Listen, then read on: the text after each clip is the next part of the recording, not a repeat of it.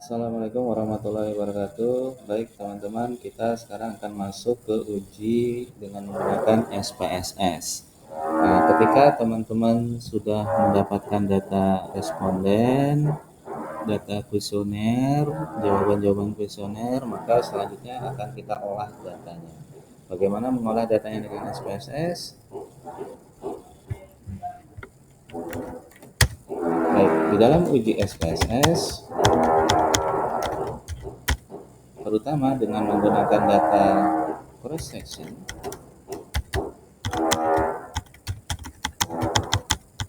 yang kita dapatkan melalui kuesioner,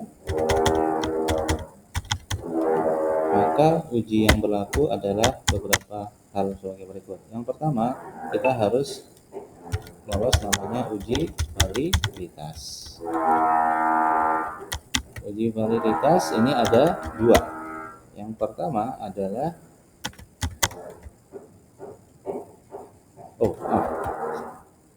harus lolos uji pilot test. Uji pilot test itu ada dua. Yang pertama namanya uji validitas. Yang kedua namanya uji reliabilitas. Jika ini sudah terpenuhi, maka harus lolos lagi uji yang kedua, yaitu uji asumsi klasik. Nah, uji asumsi klasik ini ada tiga. Yang pertama adalah uji normalitas. Yang kedua adalah uji heterogeneisitas. Yang ketiga adalah uji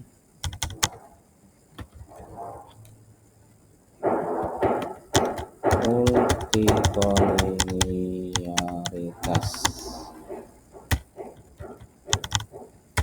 Nah, ini semua juga harus terpenuhi, tidak boleh tidak terpenuhi. Jika tidak terpenuhi, maka ada cara-cara untuk mengatasinya yang akan dibahas di pertemuan-pertemuan yang lain. Ya, jadi sekali lagi ini semua harus terpenuhi, tidak boleh tidak terpenuhi. Nah, kalau sudah, kemudian kita bisa masuk ke isi dari analisa kita. Biasanya yang kita analisa adalah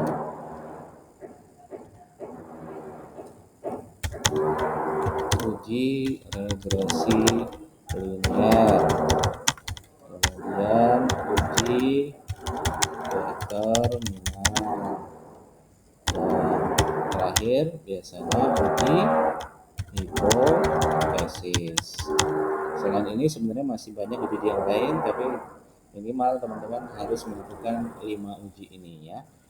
Uji hipotesis sendiri ada dua. Yang pertama adalah uji T, atau bisa disebut uji parsial atau sebagian, dan yang kedua adalah uji R.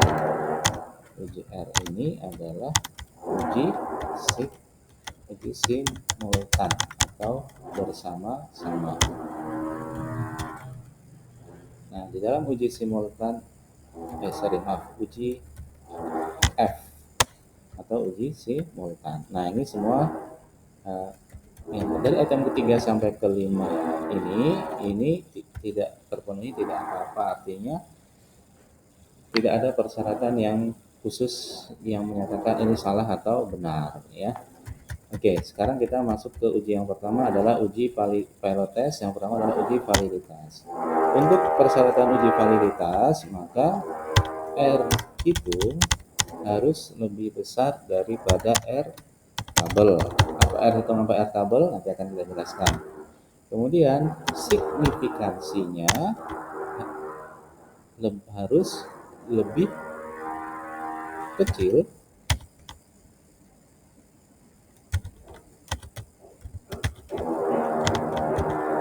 daripada 0,05 ya. Nah, jadi ada dua, boleh pakai R hitung lebih besar daripada R tabel, atau signifikansinya harus lebih kecil dari 0,05. Oke. Sekarang kita akan masuk ke data SPSS-nya. Nah, teman-teman harus menginstal terlebih dulu SPSS. Versinya terserah ya, tapi akan lebih baik jika SPSS yang digunakan adalah SPSS versi terbaru. Tapi kembali lagi, ini semua disesuaikan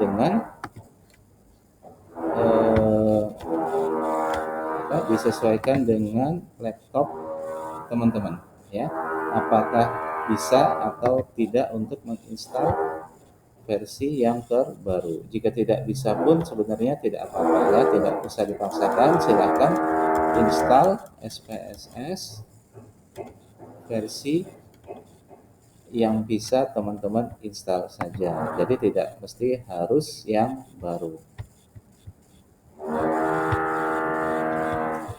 Ya, ini akan saya tutup dulu.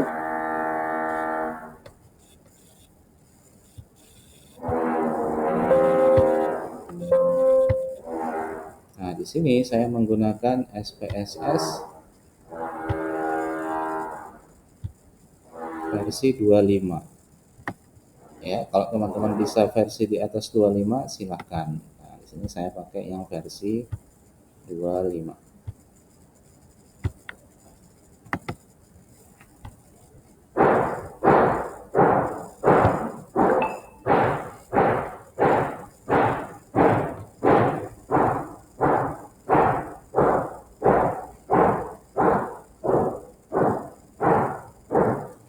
Tunggu dulu ya. Masih loading membuka SPSS yang versi 25.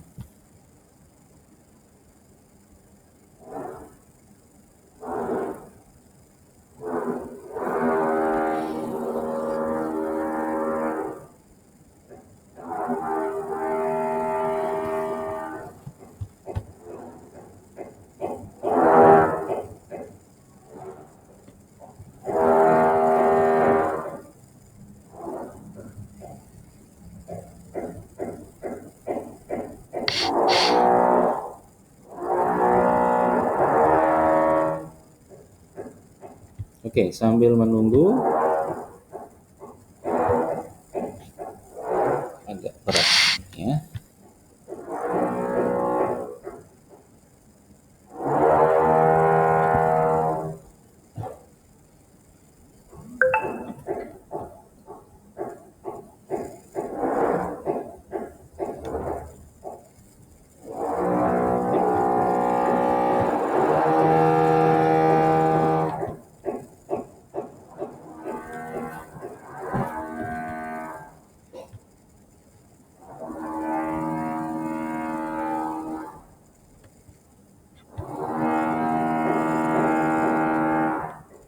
Oke, sambil menunggu kita masuk ke data Excel, data responden yang sudah teman-teman dapatkan, data kuesionernya. Nah, di situ kemarin ada beberapa pernyataan atau beberapa pertanyaan ya. Jadi misalnya untuk variabel X1, nah ini sudah terbuka SPSS-nya ya. Kita abaikan dulu, kita masuk lagi ke Excel-nya. Kita sudah buat pertanyaan-pertanyaan untuk masing-masing variabel. Ya, di sini ada 9 pertanyaan yang dikodekan dengan X11, X12 sampai dengan X19. Berarti ada 9 pertanyaan atau pernyataan. Kemudian nilai-nilai yang teman-teman dapatkan, teman-teman totalkan dan itu bisa ditulis X1 atau total X1 ya, boleh X1, boleh total X1. Nah, ini dijumlahkan total dari mulai X11 sampai dengan X19 totalnya. Kemudian variabel yang kedua, teman-teman jumlahkan ya lagi ya. Di sini harusnya X2, mohon maaf ya, ini salah. Ini harusnya X2, ini juga dijumlahkan.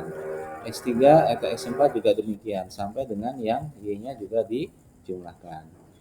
Nah, kalau sudah, kemudian teman-teman copy datanya saja ya, yang X-nya tadi tidak usah di copy, kemudian copy datanya saja sampai ke bawah semuanya.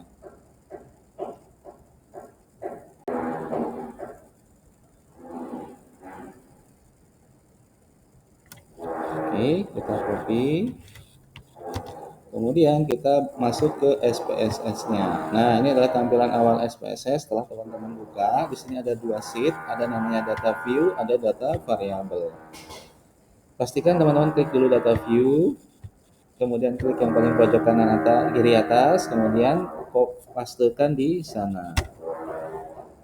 Kemudian Ctrl V di sana. Nanti akan terinput datanya langsung di SPSS. Nah, ini data-datanya saja yang masuk ya. Kemudian harus kita namakan. Namakannya kita di variable view. Ini kita ketikkan sesuai dengan yang ada di Excel tadi ya. Di sini untuk X1 ada 9 pertanyaan, yang terakhir adalah X1-nya sendiri. Nah, kita tuliskan X11, X12, X13, X14, X15, dan seterusnya.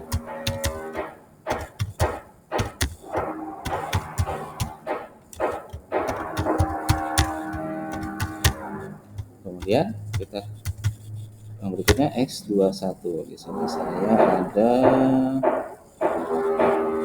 12 pertanyaan.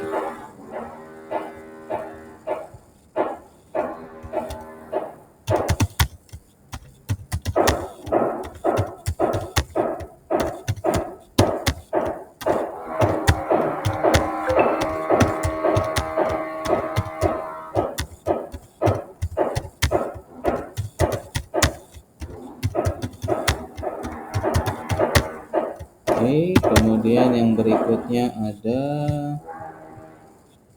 8, ada 12 lagi.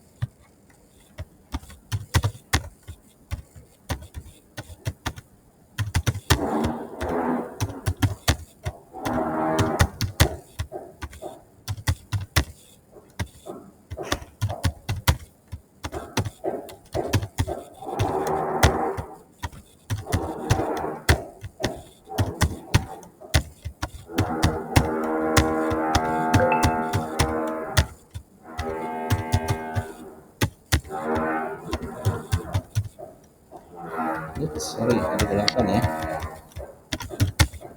Yang dia ada 12.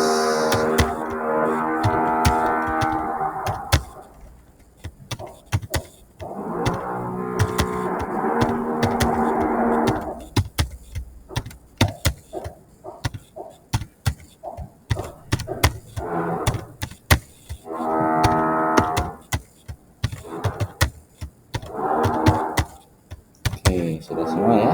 Kita beri namanya, kemudian kita balik lagi ke data view. Nah, kita akan masuk ke uji yang pertama, uji pilot test, dalam hal ini uji validitas. Teman-teman tinggal klik analyze, kemudian correlate, kemudian klik bivariate. Nah, kemudian teman-teman masukkan satu persatu ke sebelah kanan ya, dari X11 sampai dengan X1-nya akan dimasukkan ya. Kita akan olah satu per satu. Kalau sudah dimasukkan semua ke kanan, klik OK. Nah, nanti akan muncul tabel seperti ini ya. Ini tabel outputnya. Nah, mana yang dinamakan R tabel, R hitung. R hitung itu adalah untuk X11 itu yang paling sebelah pojok kanan atas ini ya. 0 ini, maka R hitungnya untuk X11 adalah 0,598. Signifikansinya adalah 0,000. Demikian pula untuk yang X12. X12 berarti R hitungnya adalah 0,690, signifikansinya 0,00. X13 R tabelnya R hitungnya 0,667, signifikansinya 0,00. Nah, ini kita masukkan.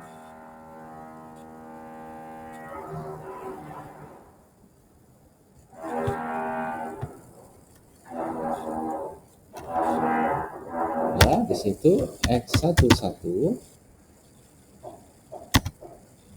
harus X11-nya sama dengan 0,598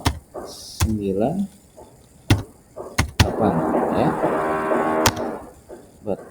Ini Kemudian kita masukkan juga yang lainnya. X12 nya 0,690 dan seterusnya ya. Kemudian persyaratannya R hitung, ini R hitungnya harus lebih besar daripada R tabel.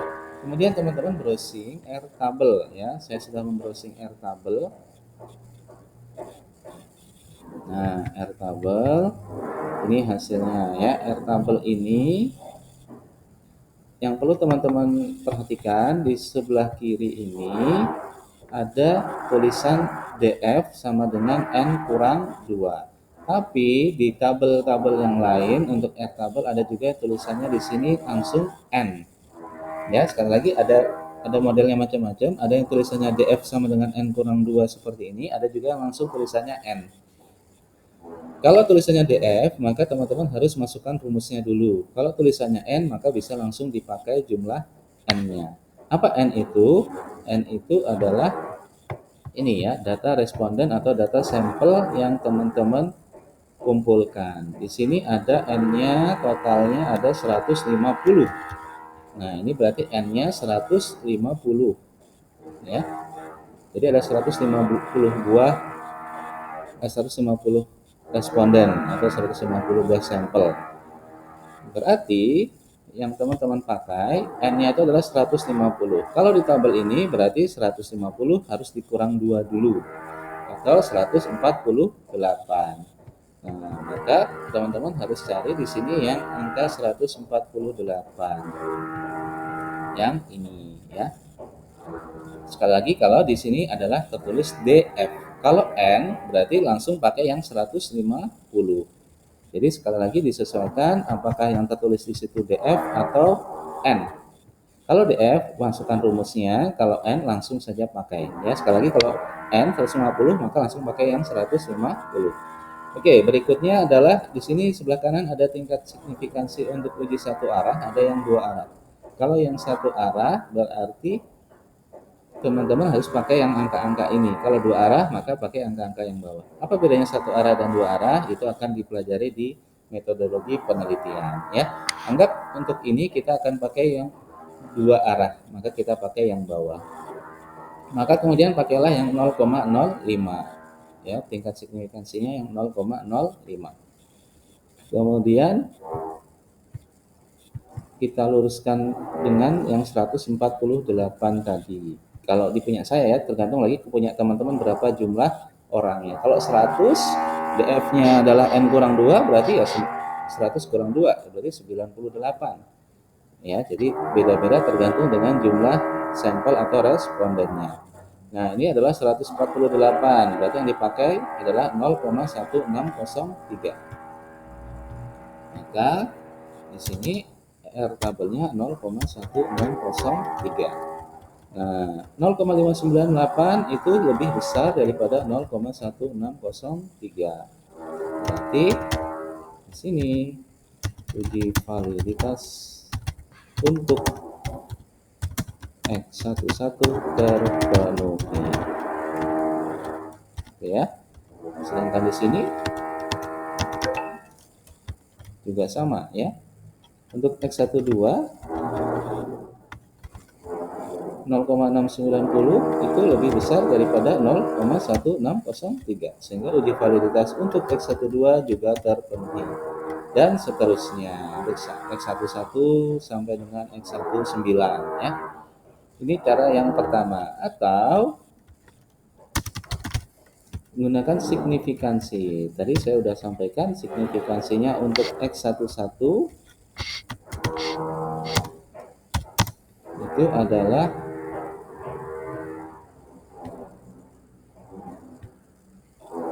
yang ini ya, sig to tail ini. Nah, ini 0,000. 0,000. Nah, ini lebih kecil daripada 0,05 sehingga bisa dikatakan juga uji validitas untuk X11 terpenuhi juga. X12 nya sama ya. Dicek berapa X12 nya di sini, situ tilenya 0,00 juga, sama juga.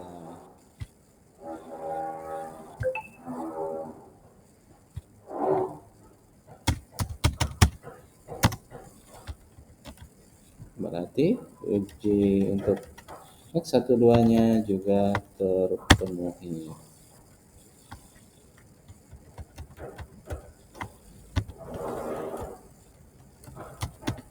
Dan seterusnya ya, sampai dengan 19. Oke, kalau sudah, kemudian kalau X1-nya terpenuhi semua, maka bisa dikatakan X11 atau X1 variabel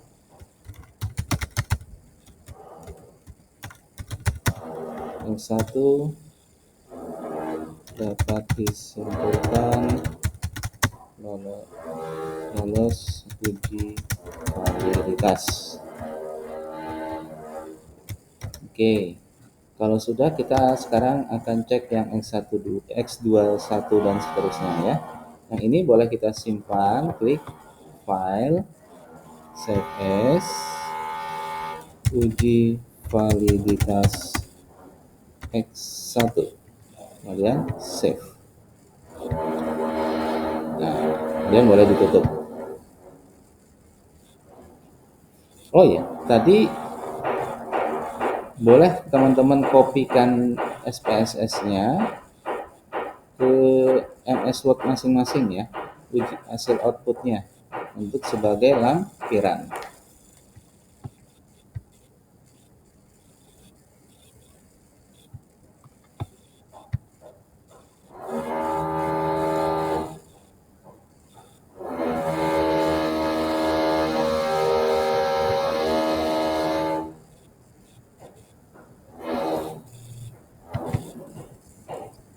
Nah, ini boleh teman-teman kopikan ke MS Word-nya sebagai lampiran misalnya gitu ya. Nah, bisa dikopikan ke MS Word-nya. Tinggal dirapikan tabelnya. Oke.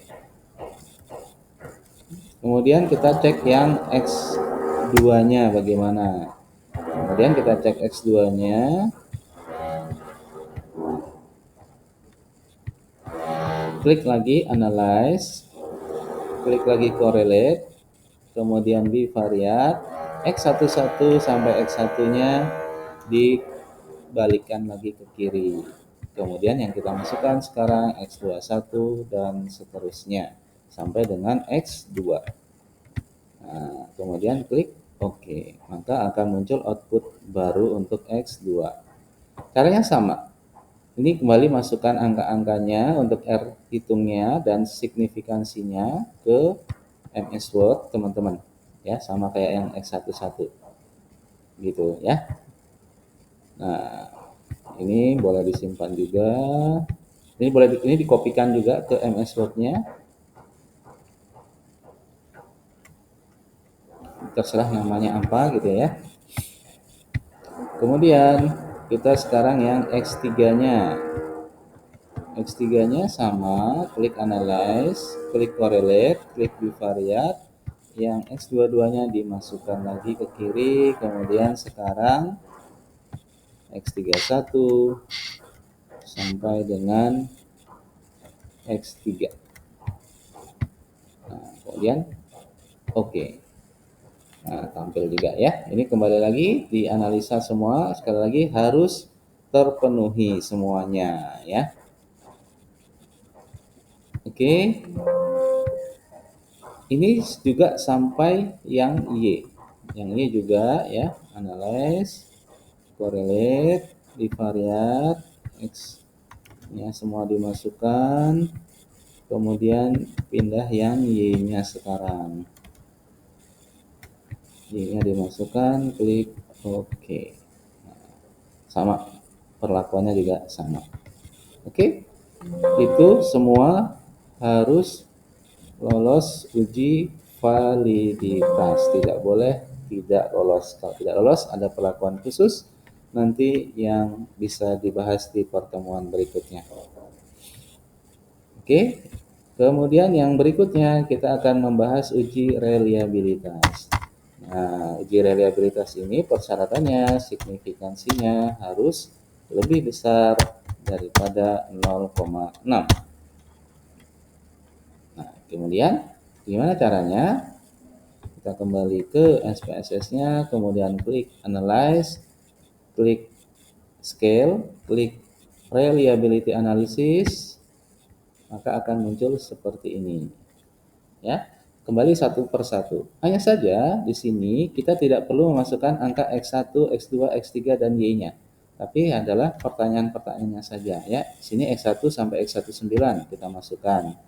Kemudian klik statistik, kemudian klik scale if item delete, kemudian klik continue. Kemudian klik OK. Nah, yang kita perhatikan di sini adalah yang ini, tabel yang ini ya. Tabel yang ini. Tabel yang ini kita lihat di sini Cronbach alpha di sini adalah 0,705. Sorry, intensik tapi Cronbach alpha-nya ya, maaf. Persyaratannya Cronbach alpha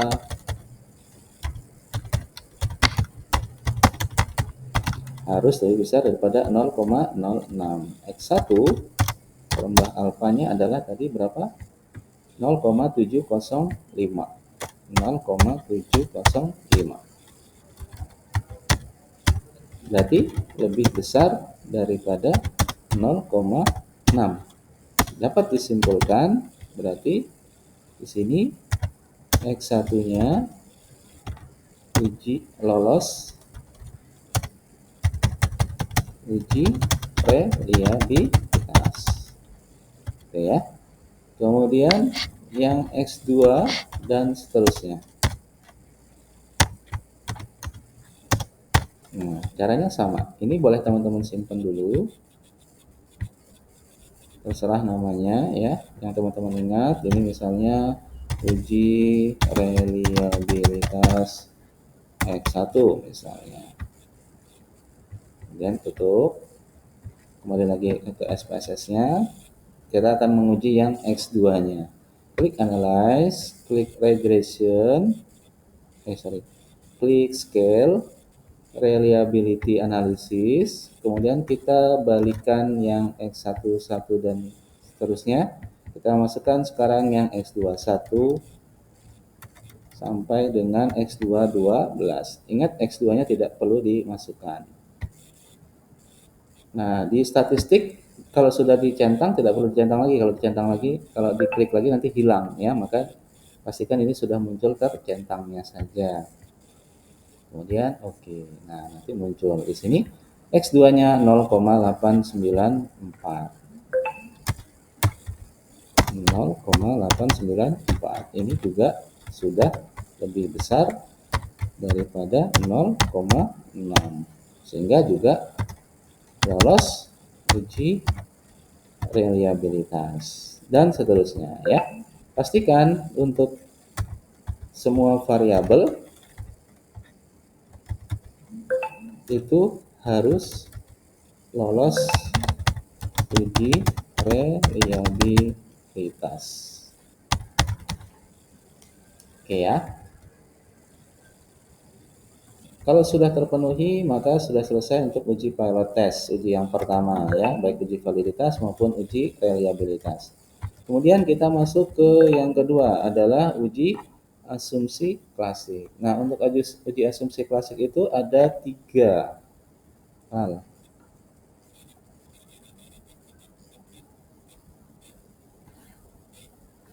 Ya, yang pertama kita akan coba uji asumsi klasik untuk normalitas. Caranya, ini boleh tutup dulu ya outputnya. Silakan disimpan. Kemudian kita masuk, klik Analyze, kemudian Regression, kemudian Linear. Nah, kalau sudah, kemudian masukkan X1 ke kolom independen, kolom yang X2 ke kolom independen juga. yang X3 ke kolom independen juga. Kemudian yang Y ke kolom dependent. Kemudian klik save. Klik yang residual unstandardized. Ingat ada dua di sini ya, pilih yang kanan, yang residual unstandardized. Kemudian klik continue, kemudian oke. Nah, nanti akan muncul output. Outputnya kita abaikan dulu, kita kembali lagi ke SPSS-nya. Lihat di sebelah kanan paling ujung, di sana akan muncul angka-angka baru, yaitu angka res 1. Nah, ini hasil output dari yang uji tadi ya. Kemudian kalau sudah, kita masuk lagi ke analyze, kemudian kita klik non-parametric test, kemudian klik legacy dialog, klik satu sampel KS atau sampel Kolmogorov-Smirnov. Kemudian kita masukkan yang standardized paling bawah ini. Kita masukkan ke test variable list, kemudian klik exact, kemudian klik exact lagi ya, kemudian continue. Dan setelah itu oke. Nah, akan muncul seperti ini. Tabel ini yang akan kita pakai. Ini boleh dikopikan gitu ya. Dikopikan ke Word-nya, sama yang reliability tadi juga kita kopikan ke Word-nya. Nah, boleh kita kopikan ke sini gitu ya. Nah, oke. Kemudian yang kita ambil yang mana sebagai patokan? Yang kita ambil adalah, perhatikan, yang exact seek to tag. Di sini ada asim, ada exact. Pilih yang exact. Exact di sini 0,326.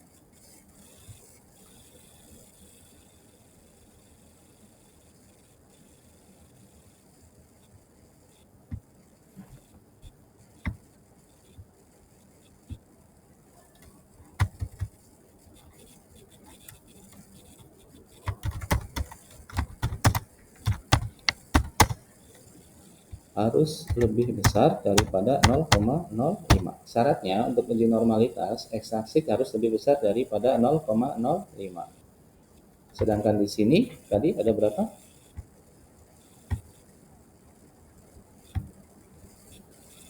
0,326. 0,326 lebih besar daripada 0,05. Nah, dengan demikian ini sudah lolos uji normalitas ya.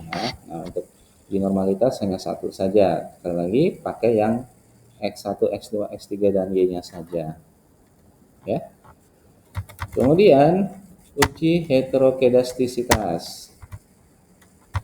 Uji heterokedastisitas kita masuk, oh ya, yang outputnya ini juga boleh teman-teman simpan ya. Kemudian untuk uji heterokedastisitas masuk ke analyze. Oh, sorry, langsung aja masuk ke transform, kemudian compute variable. Di sini ketikkan ABS res 1. Di sini, kemudian di numeric expression teman-teman klik dulu, kemudian klik lagi arithmetic, kemudian klik yang ABS 2 kali. Nah, nanti akan muncul seperti ini. Ini kemudian teman-teman masukkan angka yang res unstandardized tadi ya. Klik biar masuk di sini. Nah, sudah masuk. Kemudian oke. Ya, nanti di SPSS yang sebelah kanan akan muncul lagi angka baru sebagai angka ABS res 1. Ini ya. Kalau sudah, kemudian klik lagi analyze, kemudian regression, kemudian linear. Nah, yang Y ini teman-teman balikkan lagi ke kiri, ganti dengan yang ABS res 1. Ya, dimasukkan ke sini lagi. Yang independen S1, S2 dan S3-nya tetap. Kemudian klik save. Unstandardized-nya dihilangkan centangnya. Jangan lupa standardization dihilangkan centangnya, kemudian continue, kemudian oke. Nah, nanti akan muncul seperti ini. Ini cari yang koefisien ini ya.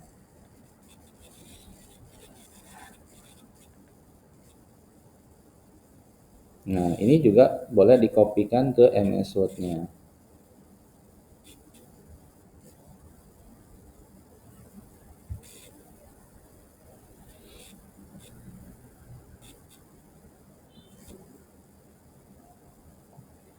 Oke.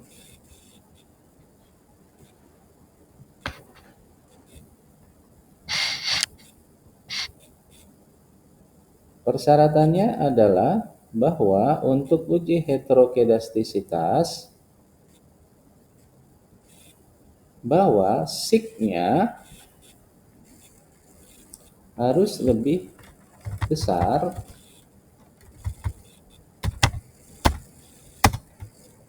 dari 0,05. Nah, situ X1-nya berapa? X1-nya lihat di sini 0,461. 0,461. Ini lebih besar daripada 0,05. Berarti lolos di heterokedastisitas. Oke. Kemudian yang X2 berapa? X3 berapa ya? Yang X2-nya di sini 0,296 juga sudah lebih besar daripada 0,05, lolos uji heterokedastisitas. Yang berikutnya adalah 0,348 juga lebih besar daripada 0,05, maka disebut juga lolos uji heterokedastisitas. Gitu ya. Kemudian yang uji multikolinearitas, uji asumsi klasik yang terakhir adalah uji multikolinearitas. Caranya ini boleh ditutup dulu. Yang mau disimpan silakan disimpan. Kemudian kita masuk lagi ke SPSS-nya untuk uji multikolinearitas. Klik analyze, klik regression, klik linear. Tes satunya kita balikan lagi, kita tukar lagi dengan yang Y.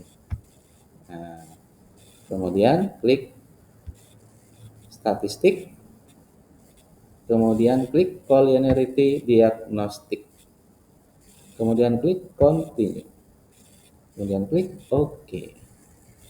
Nah, kemudian teman-teman cari yang ada angka VIF-nya ini ya. Persyaratannya ini sekali lagi boleh dikopikan ke MS Word-nya. Persyaratannya bahwa angka VIF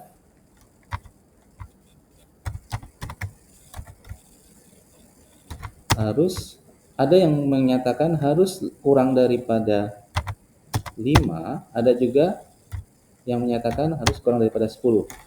Silakan pakai yang mana. Saya anggap yang kurang daripada 5 ya. Maka kita masukkan X1-nya berapa di situ? X1-nya 1,059. 1,059 berarti lebih kecil dari 5.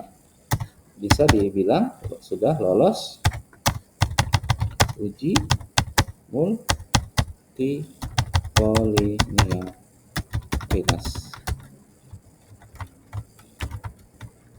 Demikian pula yang X2 dan X3. X2-nya 1,006,